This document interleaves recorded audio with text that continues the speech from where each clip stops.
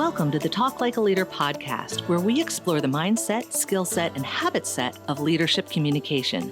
Using these tips, techniques, and tactics, you'll be able to talk like a leader to build better relationships and get more done. Your host is Guy Harris, who has more than 20 years of combined professional and military experience in consulting, coaching, and training in areas like team and interaction dynamics, communication strategies and tactics, as well as emotional intelligence. Take it away, Guy. Hi, this is Guy Harris. Welcome to the Talk Like a Leader podcast. In this week's episode, we're going to discuss the importance of how you frame a problem. And my guest today is my friend, colleague, co-author, Kevin Eikenberry. And so he's been with us before. And I'd like to say, hey, welcome to the podcast, Kevin. Hey, Guy, I'm glad to be back. And I think I'm coming back again. I think we're going to do this again. That's right. And so one of the things, just for those of you listening, to remind you, Kevin is a leadership author, podcast host, coach, consultant, trainer. He's worked with companies of all different sizes, individuals, leaders, so much experience in the leadership world. Thought it'd be really powerful and important to have somebody like him on the podcast today to talk about this topic, which is how you frame a problem. So I'm going to ask the first question, Kevin. When we talk about how you frame a problem, what exactly does that mean, how you frame a problem? Well, before we can solve a problem, we have to have a clear picture or a clear description of the problem statement, right? And so if all of us are looking at the problem differently, it becomes very difficult for us to have the same clear picture of the problem. So if we're all trying to solve a different problem, let's take the old story, right, of the blind people and the elephant. So if I'm one blind person and I'm feeling the side of the elephant, it feels like the elephant is a wall. If I'm someone who's holding onto the trunk of the elephant, it feels like something different. And if I'm feeling the leg of the elephant, it feels like something else. And so if the three of those people were to try to solve a problem related to elephants, it's not going to be very successful because they have very different frames of reference or context for the elephant, or in our case, for the problem. So our job as a leader, if we're going to try to help solve problems, is we got to get everyone to have the same frame to start with. And probably where we're headed is we've got to make sure as a leader that we're not prejudging the frame too much either. No, you raised a really good point, but the power of how we as leaders talk about it and how we position it when we propose it to people can really significantly, either positively or negatively, impact how the team comes together, how the other person comes along with our perspective or what we're trying to do, and all that kind of thing. So if framing is around this idea of like the perspective we apply to it, or the definition we apply to it, or the angle we look at it from, a lot of different ways to say the same general idea. Yep. When we're working with other people, when we're trying to build our team, why does that become such a big deal in terms of how we proceed from this point?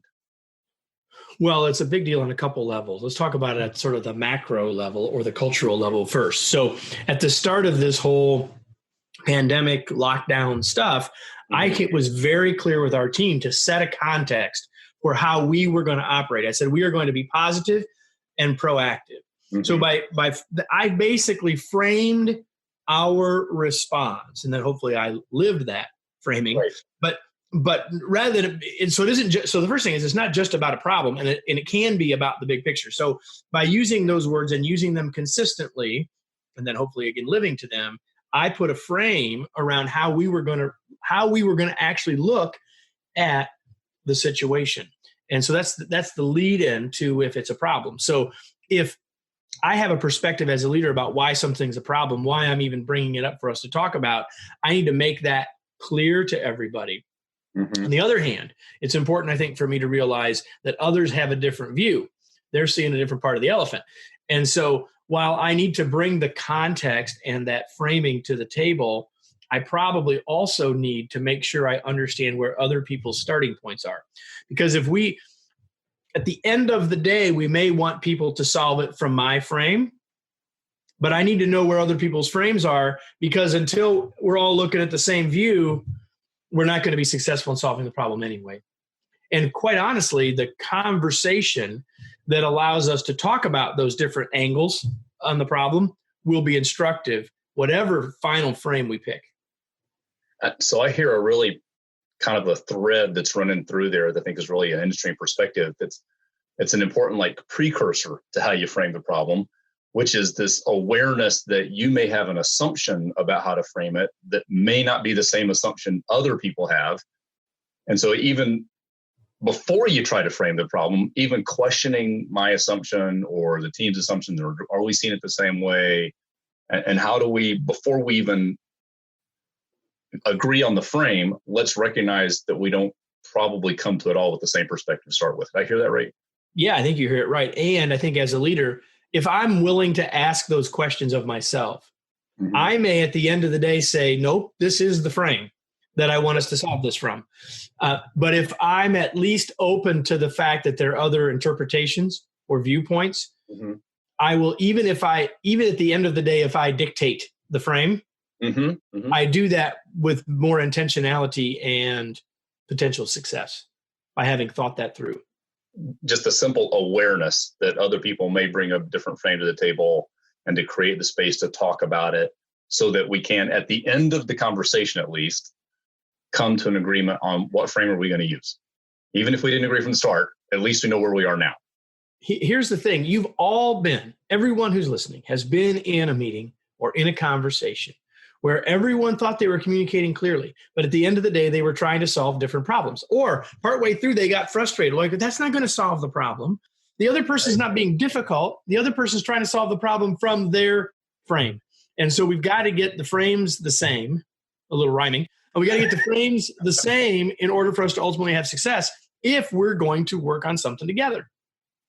I think it's a really powerful idea. So I'm thinking through, the idea here is the importance of how you frame a problem. And we're around the idea, okay, what a frame is. It's how you look at a problem, the angle you look at it, the perspective you have. And then we've touched on this idea that the assumptions about frames matter. And so as a leader, a really important point I'm hearing is that we have to come to the table with that awareness of the significance of the frame and our respective assumptions about the frame. And we have to really be okay talking about those differences so that we can get to a place that we can solve the same problem together. I agree 100%.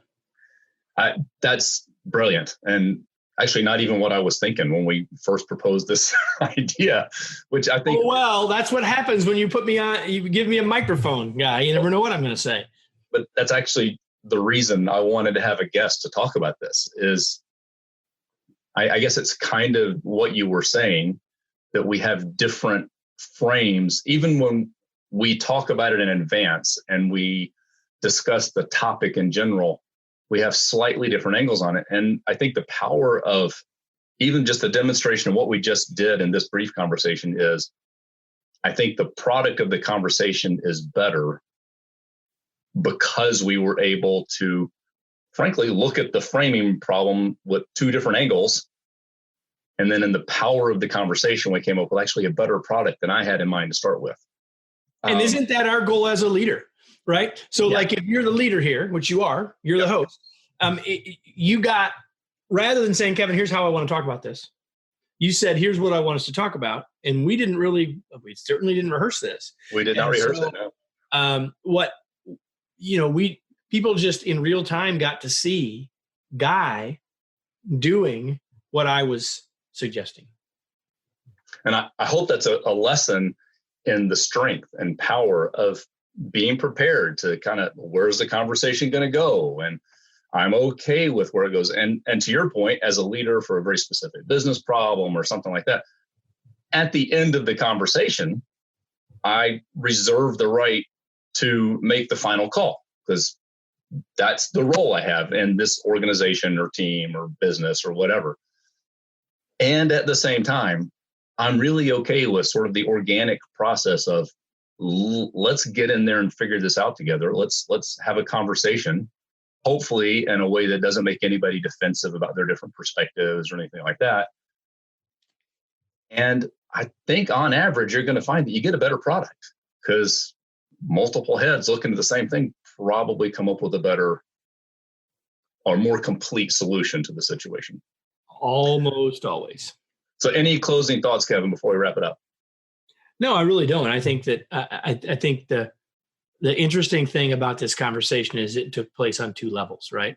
So as a listener, you have the chance to, hopefully you heard something useful from the content, but it's the process that Guy led us through that is an example of how to do exactly what we were talking about. So I just want to close this. I'm going to thank Kevin for being here today. So thanks, Kevin.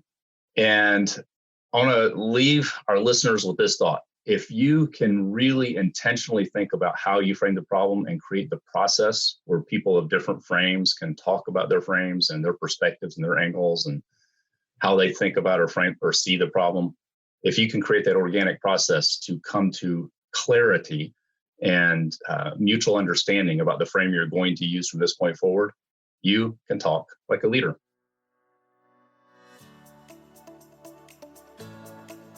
This has been the Talk Like a Leader podcast. You can listen to this show every week wherever you get your podcast. If you haven't, be sure to subscribe so you never miss an episode. I'm Guy Harris, and thanks for listening.